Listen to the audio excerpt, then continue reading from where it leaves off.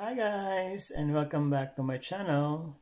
So ito na nga, sa video na ito ipapakita ko yung um, mga nangyari sa unang uh, pagkikita namin ng Australian lover ko. Paano namin tinapos yung aming 7 months LDR relationships. And ito na rin yung chance nyo guys na malaman kasi ibibigay ko, I will share my personal helpful tips in applying the Australian visit visa.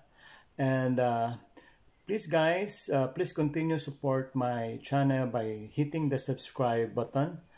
And please leave your comments, and I love reading all of it.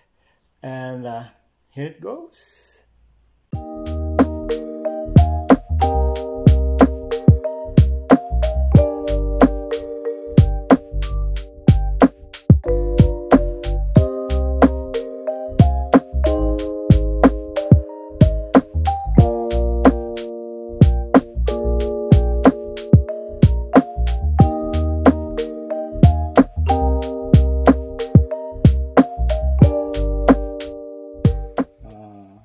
From Australia, from Qatar. And so ito yung gabi na flight ko papunta ng Pilipinas from Doha, Qatar to Philippines. So excited na ako na makita siya sa mga oras na yan. Masaya ako dahil nakita ko ang isa sa mga magnificent structure ng Dubai, ang Palm Island of Dubai. Napakaganda sa taas. Well, ito na siya. Naantay ko, makikita ko na siya for the very first time. Ito na. And medyo kailangan ko i-steady yung camera ng mga oras na yan kasi baka hindi ko siya makita. So yun na, kita ko na siya, naka black shirt, gray pants, and masaya kami sa unang gabi namin pagkikita ng aking Aussie lover. So nagstay kami ng couple of nights sa Manila bago kami nag-start, bago namin sinimulan ng aming mga holiday tour kasi may mga plan at itinerary na kami. So yeah, let's go travel. So our first destination is yang Batangas. Ganda dyan. So mostly ang mga stay namin ng hotel is umaabot kami ng 3 days. I think 4 days. 4 days kami umabot sa mga hotel na pinagstayan namin. Kasi parang in-enjoy namin yung moments na yan. So yan, nasa El Nido na kami yan. Napakaganda ng El Nido. Sobrang nag-enjoy kami sa destination na yan dahil sobrang clear ng water, at maganda kasi clear sky, tapos nag-enjoy din siya sa ganda ng El Nido. Grabe, sobra. Ayan, so may mga package tour ang El Nido, so isa lang package tour ang kinuha namin kasi masyado na magastos. So meron kaming panibagong pinuntahan din sa Palawan is yung Port Barton. Malapit na to sa Puerto Princesa. Isolated place siya ng Palawan. Mostly ang mga hotel dito is like bungalow style. Ayan yung labas niya. So hindi siya ganun ka-crowded. So parang 5 hanggang 10 lang ata yung bahay dyan. So, tapos yung iba is hindi pa occupied. So, parang kokonti lang kami dyan ng araw na yan. Maganda kasi alongside kami kumakain or nagbe-breakfast. Ito yung Puerto Princesa Airport. Papunta na kami niyan ng Boracay. Yes, papunta na kami ng Boracay niyan. Medyo maganda ang airport ng Puerto Princesa, napakalaki. And of course, ang ating napakagandang island, ang Boracay. So, nag-enjoy kami sa lahat ng mga pinuntahan namin. Lalong-lalo na siya kasi ibang lahi siya. So, na-enjoy niya yung beauty, yung nature na meron tayo.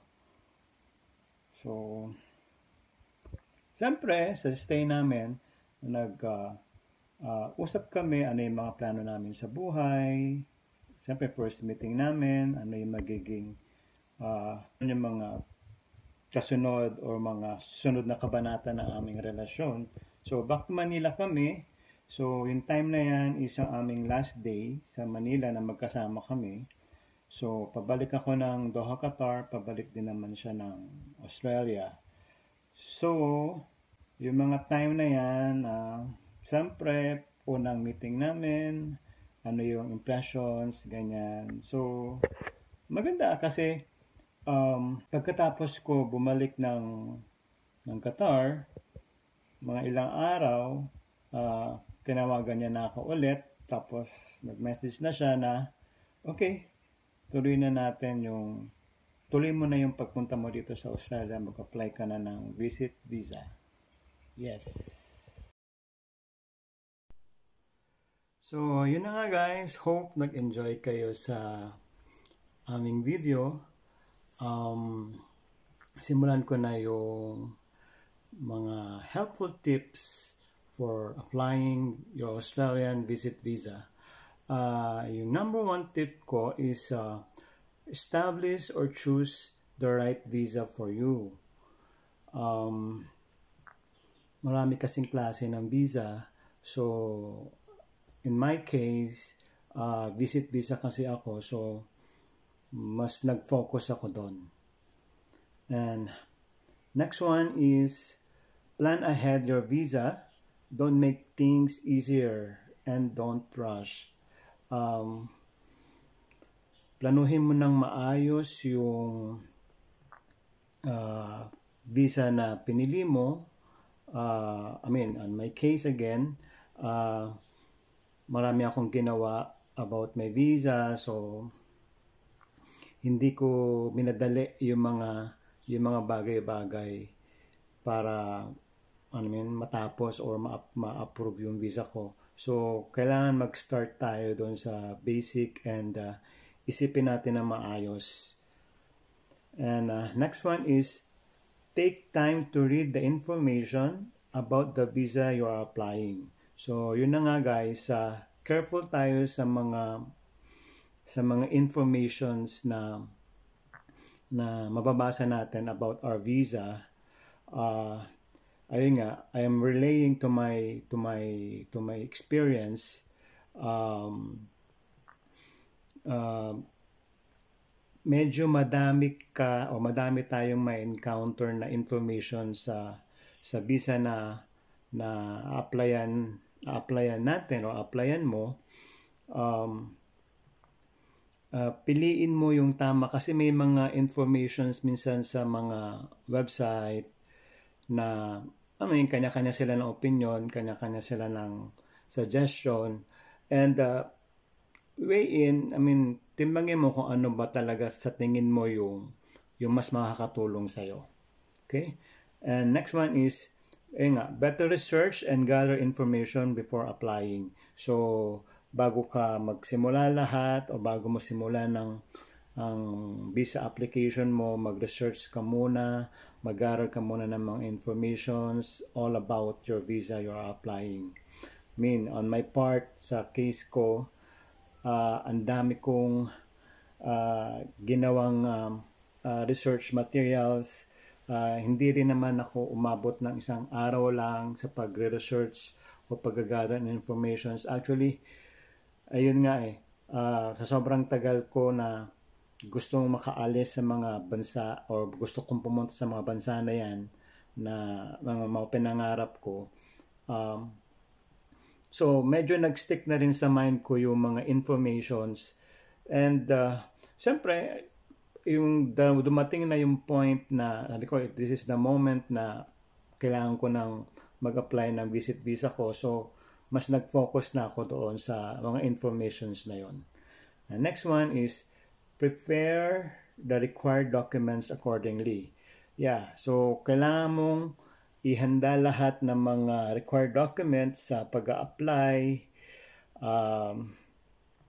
yung mga basic informations, especially sa'yo, yung mga kailangan tama, yung birthday mo, yung address mo,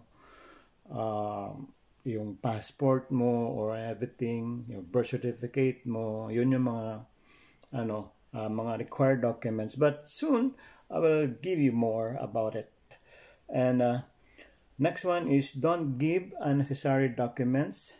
Less is more when giving documents. Yes, tama to kasi when applying a visit visa, sa case ko is kung ano yung hiningi lang ng Home Affairs, nag-stick lang ako doon. Hindi na ako nag-attach ng mga kung ano-ano mga documents na minsan iniisip nila na baka makatulong o no, stick ka lang doon kasi may mga required documents naman doon sa website ng Home Affairs na i-comply. Okay? And next one is have a clear copy of all your documents. Get it certified copy. Yes.